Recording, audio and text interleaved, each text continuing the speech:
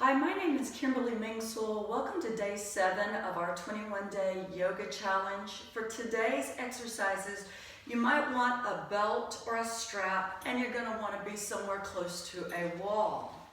We're going to begin with a moon salutation on your knees. First and foremost, pull the navel in, roll your shoulders back, close your eyes, and go into yourself. And begin placing focus on your breath. We're breathing in through the nose and we're breathing out through the nose with an equal deep inhalation as exhalation. Those that are familiar with Ujjayi breath, you can use that when you tighten the throat and make a sound when you breathe that mimics ocean waves. Let the flow of your breath mimic ocean waves, just as waves roll slowly in and stop for a split second before they roll equally, slowly back out and stop for a second before they continue. We set our intentions. We've set aside this time to practice yoga.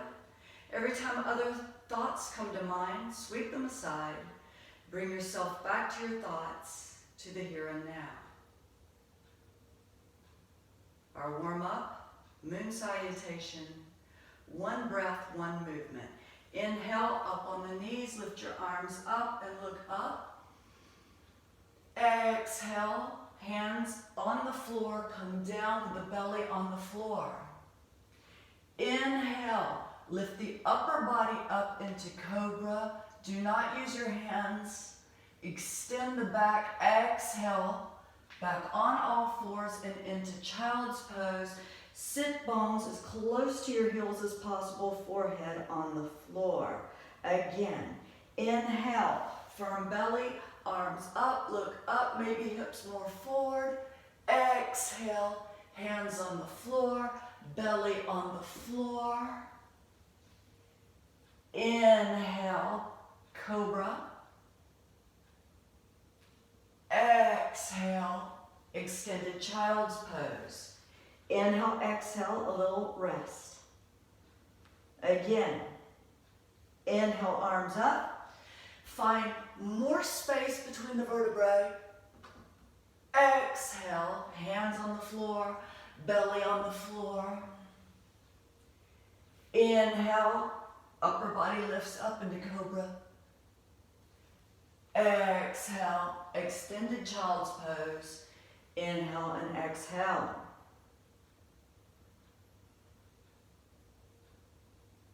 Inhale up on all fours, tuck your toes under and lift the sit bones up into downward facing dog. In downward facing dog, our feet are hip distance apart. We're extending our sit bones up to the ceiling. You may or may not be able to straighten out your knees.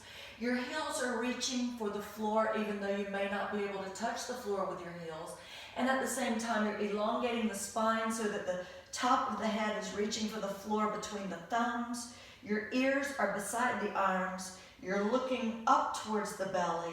You're focusing on the breath. The navel is pulled in.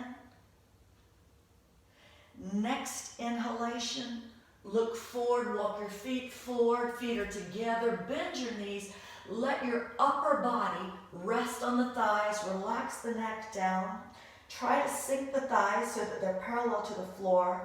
Firm belly, inhale, upper body comes up, knees are bent, and we're in chair pose, Utkatasana. The tailbone goes forward, but you're as low as possible. Your arms are beside the ears and then allow the head to fall back, elbows straight. If this is too uncomfortable, it's okay to open your hands from each other. That's much easier. Fill your lungs, empty your lungs. Inhale, come up. Exhale, fold forward. Inhale, look up and lengthen. Exhale, walk your feet into plank and do set your knees on the floor right away if you need to. Exhale, bend the elbows and let the elbows touch your body as you lower all the way down to the floor if need be. Inhale, upward facing dog, firm buttocks, Roll the shoulders back, chin up. Exhale, downward facing dog. Inhale, up on the toes. Shoulders on top of the wrists. Right foot forward. Left foot completely on the floor. Virabhadrasana A, warrior one. So try to get the thigh parallel to the floor, the knee right over the ankle, the arms are beside the ears, and then allow the head to fall back.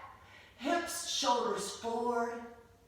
Fill your lungs, empty your lungs, firm the thigh behind you. Inhale, straighten the bent knee. Exhale, rotate to the opposite side and repeat Virabhadrasana A.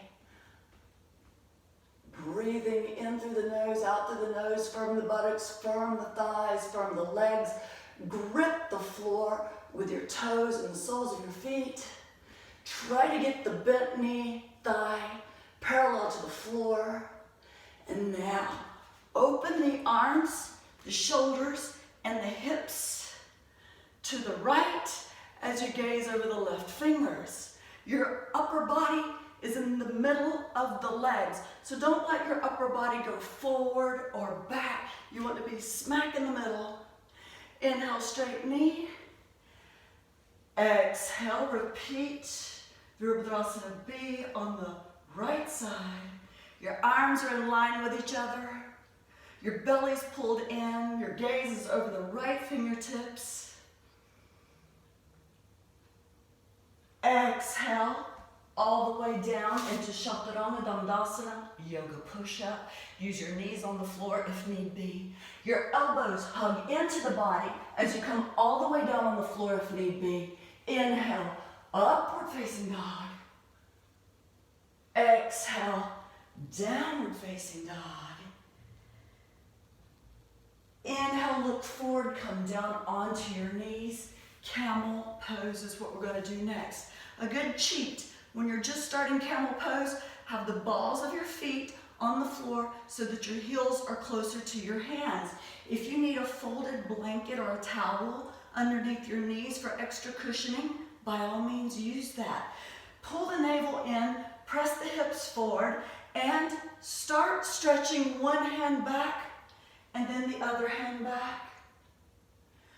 One hand back, then the other hand back. Next step is one hand on the heel, fingers going down to the toes, and then change. And then change. Those that are flexible enough to get both hands on the feet, do so. Continue to press the hips forward and allow the head to fall back.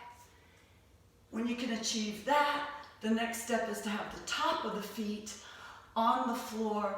Again, maybe you're just here working on this. When I go forward to a more difficult alternative to the asana, don't just stop because you can't do the more difficult possibility. You continue at whichever level your body needs to remain. And be proud of what you can do. Those that have their hands on their feet, really work on stretching the upper body. Fill your lungs, empty your lungs. And come back up. Big toes together. Sit bones towards the heels. Extended child's pose. When you're in extended child's pose, you're trying to touch your heels with your sit bones. You're using your hands against the floor to press the sit bones back. At the same time, you're elongating the spine to find more space between all of the vertebrae, and your body is as close to the floor as possible. Inhale, look forward. We're going to come into upward facing dog. So you just puppy pose forward and lift yourself up. Exhale, down dog. Inhale, look forward, come back to sitting. Hip opener. Both feet are on the floor, about hip distance apart, maybe more. Hands behind you for support. Your fingertips are pointing towards your feet. And we're just going to sit both knees down on the floor, windshield wiper style. and then rotate to the other side. Follow your breath. Inhale up, exhale down. Inhale up, exhale down. Inhale up, exhale down. Inhale up, come up with the upper body. Cross one foot over the other knee. Lift the knee up as close to the body as possible. At the same time, you're stretching the heart towards the leg that is bent in front of you. Fill your lungs, empty your lungs. If you've got more to give, pull that foot up off the floor. Exhale, release the pose. Change. So the other foot on top of the other knee. Inhale, if it's possible, pull that leg closer to the body. Experience the stretch in the hip. That's what we're working on, hip openers. Fill your lungs, empty your lungs. More to give. Try to find balance by using your core strength. Lifting the foot completely off the floor. Exhale, release. We're going to do a twist now. So, both legs are straight, right leg comes forward, and you have space between the foot and the thigh. Foot is right in front of the sit bone, the right knee goes in towards the navel. Left arm is on the right hand side of the right leg. So, from here, we're going to start looking over the right shoulder. Find space between all of the vertebrae, and we're eventually trying to get the knee into the armpit. You want your shoulder to touch your knee, because eventually you're going to then bend that arm behind the back, grab your hands behind your back, and look over your right shoulder. Left foot is flexed.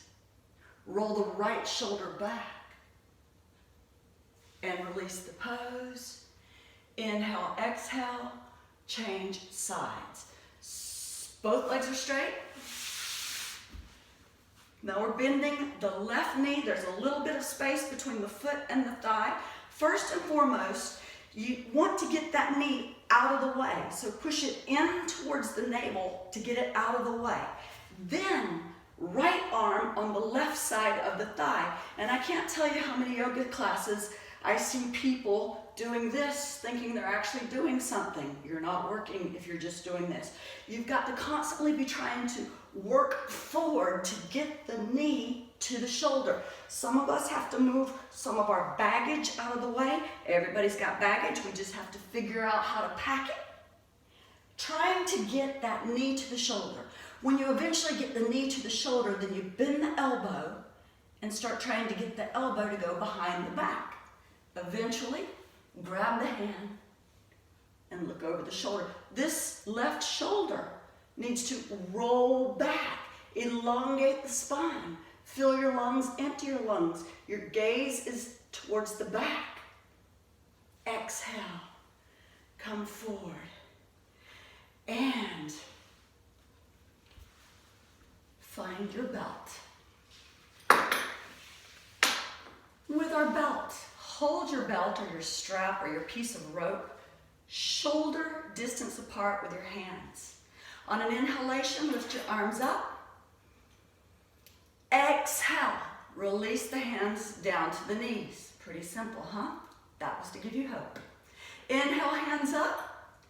Exhale, hands back. All the way down. Okay, 99.9% of you have just discovered that your arms will not go back if your hands are shoulder distance apart. So yes, it's okay to let your hands begin sliding down. However, don't open your hands wider than what is. I want you to still be experiencing a little bit of discomfort. So if your hands go back and you feel absolutely nothing in the shoulders, you need to work to get your hands a little bit closer together. We want to do that at least 3 times. Make sure that you're feeling the discomfort. You don't want to overpress or overstress. We're releasing. And finished with the belt. Right arm straight ahead, grab it with the left hand and pull the straight arm towards the shoulder for a good shoulder stretch. And left arm.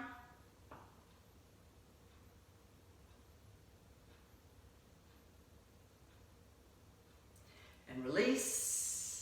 Find your wall. Shoulder height. Right hip to the wall, right arm, shoulder height going behind you. The palm of the hand is on the wall, and start turning towards the left to get a good opposite shoulder stretch. Focuses on your breath, focuses on your discomfort. Relax the area that's experiencing discomfort. Try not to let your hand fall down towards the buttocks. Release that stretch. Opposite side. The hip is as close to the wall as possible to get a good stretch. And you're turning towards the opposite direction, so away from the arm that's on the wall. Looking for a nice stretch in the left shoulder here.